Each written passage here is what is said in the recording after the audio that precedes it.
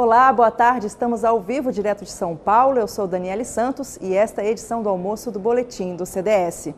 Agora há pouco, os delegados sindicais aprovaram algumas propostas para o regulamento eleitoral, que já passa a valer já para as eleições deste ano. O repórter Ricardo Cassiano está com o secretário-geral do Sindifisco Nacional, Rogério Calil, e nos traz mais informações. Boa tarde, Ricardo. Olá, Daniele, muito boa tarde a você, boa tarde a todos que nos assistem. Pois é, uma manhã bastante movimentada, de muito trabalho aqui no CDS, no Conselho de Delegados Sindicais.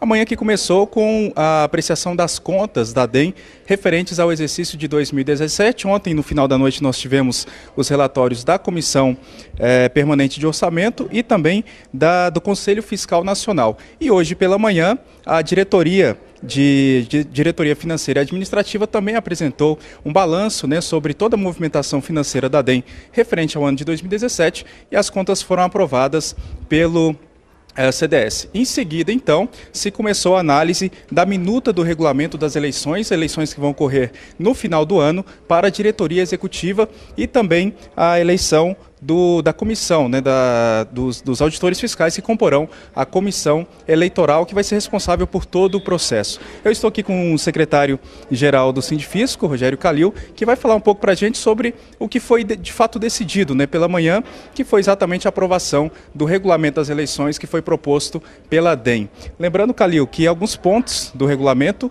tinham sido inseridos, propostos pelo CONAF e referendados em Assembleia Nacional, que diziam respeito principalmente a questão dos prazos, e também a questão instituiu a possibilidade de segundo turno nesse pleito eleitoral.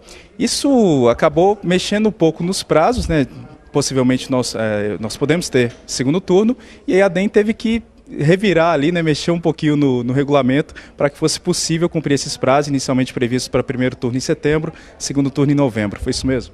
Isso, a gente está sem muita margem de manobra, O regulamento foi aprovado, ressalvados os destaques que estão sendo apreciados agora, muita coisa relativa aos próprios prazos mesmo, que você citou, e também relativos também à segurança do processo, Algumas propostas estão sendo deliberadas nesse momento, para que o pleito ele tenha o máximo de segurança no processo, no que tange ao voto por internet. Estão sendo apreciados aqui nesse momento e depois do almoço a gente também deve mexer um pouco nesse cronograma das eleições, como eu disse, sem muito margem de manobra.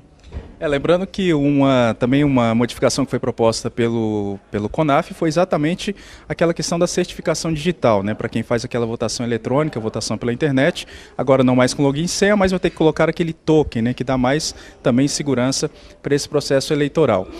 Com relação a isso, a DEM inclusive propôs que uma modificação na questão do envio das cédulas, para quem prefere fazer essa votação por correspondência. Como é que seria isso? Então, duas coisas, A questão da certificação foi colocada aqui como proposta, como uma recomendação para a comissão eleitoral, que será eleita, para que ela faça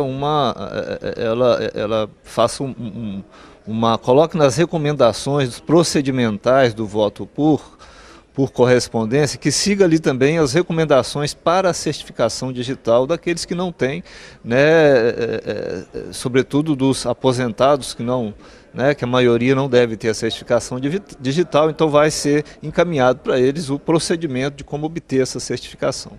Com respeito às cédulas, a gente está com problema de envio de correspondência, problema dos correios, então para simplificar e para evitar que haja problemas de recebimento das cédulas em casa, para o voto por correspondência, a gente vai enviar as duas cédulas ao mesmo tempo, tanto do primeiro quanto do segundo turno, serão as mesmas cédulas, porque o Estatuto estabelece que as cédulas têm de ser iguais, porém elas deverão ser utilizadas em momentos distintos, A do primeiro turno no período estabelecido pelo primeiro turno e a segundo turno deverá ser guardada para ser utilizada apenas no período estabelecido para o segundo turno. Perfeito. Conversamos com o secretário-geral do Sindifisco, Rogério Calil, falando sobre as deliberações do CDS hoje pela manhã com relação ao regulamento das eleições. Lembrando que as eleições são para o triênio que vai de janeiro de 2019 até janeiro de 2022. Essa que deve ser a eleição talvez mais transparente, né, da história do Sindifisco Nacional, por conta de todas essas propostas que foram trazidas aqui para o CDS. Logo no início do período da tarde agora deve ser aprovada, escolhidos, né, os nomes dos auditores fiscais que vão compor a Comissão Nacional Eleitoral, que vai ser responsável por todo esse processo. Eu volto com você, Daniele. Obrigada, Ricardo. Olha, e ontem a DEM atualizou os delegados sobre os últimos acontecimentos relacionados à progressão do cargo e ao PTDI, Plano de Trabalho Individual. Confira na reportagem. O CDS foi iniciado com os informes da Direção Nacional sobre o andamento da campanha salarial. O presidente, Cláudio Damasceno, discorreu sobre as últimas conquistas do movimento reivindicatório e ainda sobre os pontos que precisam ser alcançados. O foco dos informes foi o Decreto da Progressão Funcional, publicado no dia 9 de maio. O presidente falou sobre os pontos que deixaram de atender ao acordo fechado com o governo e também sobre as providências que estão sendo adotadas pelo Sindifisco Nacional. Primeiro, a questão do não oferecimento obrigatório do curso, sob pena de curso de especialização, sob pena de progressão automática, promoção automática do auditor, mas duas inovações também. A primeira é a questão do curso que tenha sido feito anteriormente à entrada do cargo de auditor ou que não tenha sido feito durante a classe primeira e aí ser promovido para especial. É um absurdo, uma inovação que nós não podemos aceitar. E o terceiro ponto é qual seria a relação entre o texto do decreto e o projeto piloto PTDI desenvolvido na Delegacia de Belo Horizonte. Outro assunto de destaque nos informes foi o Plano de Desenvolvimento Individual. A DEM, a mesa do CDS e o Comando Nacional de Mobilização relataram aos delegados como foi a reunião com o Superintendente de Gestão Corporativa da Receita Federal, o auditor fiscal Marcelo Melo, no último dia 7. O tema está na pauta da reunião e será amplamente discutido pelos delegados. E depois dos informes, os delegados começaram a analisar o balanço patrimonial e as contas do Sindifisco Nacional. Foram apresentados os relatórios do Conselho Fiscal Nacional e da Comissão Permanente do Orçamento. Bom, como vocês viram aí, o PTDI vem sendo alvo de muitas críticas da classe. Por causa disso, a DEM solicitou audiências com o Ministério do Planejamento e com a Receita para tratar do assunto. Saiba um pouquinho mais sobre esse projeto piloto da Receita Federal. Um projeto piloto em curso da margem é uma espécie de avaliação individual do auditor fiscal, medida que contraria uma discussão de mais de 5 anos da categoria, defensora das metas coletivas. Em precaução a possíveis prejuízos, o tema foi trazido para a análise dos delegados sindicais. Em 2017, boatos sobre o PTDI, Plano de Trabalho e Desenvolvimento Individual, já circulavam pelos corredores da Delegacia da Receita Federal em Belo Horizonte. Em abril deste ano, os auditores fiscais lotados naquela unidade foram convidados a assinar os chamados contratos de gestão. A medida foi então denunciada à Diretoria Executiva Nacional pela Delegacia Sindical em BH, que manifestou a preocupação da classe de que a medida resulte em perseguições e fira a autonomia do cargo. A DEM entende que não há previsão legal para a implementação do projeto. Acompanhada de representantes do CDS, do Comando Nacional de Mobilização, da ADS-BH e de auditores da DRF, a Direção Nacional participou de reunião com o delegado adjunto e chefes da unidade e ouviu dos gestores que a assinatura do documento não é obrigatória. Para a DEM, o assunto deve ser analisado com cautela antes de qualquer assinatura ou comprometimento, pois a Receita já possui mecanismos eficazes para avaliação institucional. Para um auditor receber o trabalho hoje, ele recebe as suas fiscalizações, seus procedimentos fiscais, através do TDPF, que é um termo de distribuição de procedimento fiscal. E nesse termo, ele já tem o tempo que tem que ser esgotado. E quando passar do tempo, o mês, ele vai preencher o RAF, onde o auditor aloca as horas trabalhadas em cada um dos TDPFs que está distribuído com ele. E neste segundo dia de CDS, muitos outros assuntos ainda constam na pauta. Confira a programação. No primeiro dia de reunião, os trabalhos serão iniciados à 1 da tarde e vão se estender até às 7 horas da noite. No segundo, os trabalhos começam às 9 horas da manhã e seguem até às 7 horas da noite. As atividades do terceiro e último dia também começam às 9 e a previsão é de que terminem à 1 da tarde. Na pauta da reunião ordinária estão 2 assuntos. O primeiro trata do balanço patrimonial, do resultado do exercício e demais contas de receitas e despesas, bem como do relatório de desempenho da DEM relativo ao ano de 2017. Em seguida, o colegiado vai decidir sobre o regulamento das eleições e a constituição da Comissão Eleitoral Nacional. A temática campanha salarial vai abrir a reunião extraordinária do CDS, quando a DEM vai apresentar os últimos informes relativos à regulamentação do bônus de eficiência e da progressão funcional. Outros 12 itens estão previstos na pauta da reunião extraordinária. Os delegados vão deliberar sobre o plano de trabalho de desenvolvimento individual, sobre a apresentação do relatório final da comissão organizadora do CONAF 2017, sobre a análise de recursos a multas impostas a algumas delegacias sindicais e sobre o remanejamento do orçamento 2018 do Sindifisco Nacional e sobre a prestação de contas do fundo de sucumbência dos 28,86%.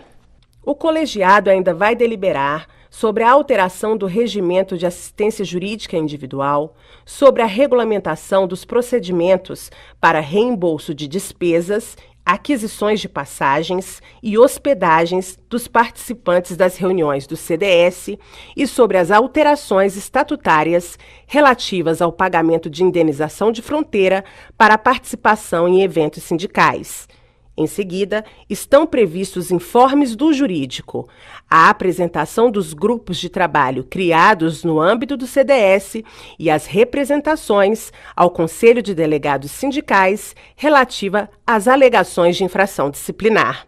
Ainda haverá espaço para assuntos gerais.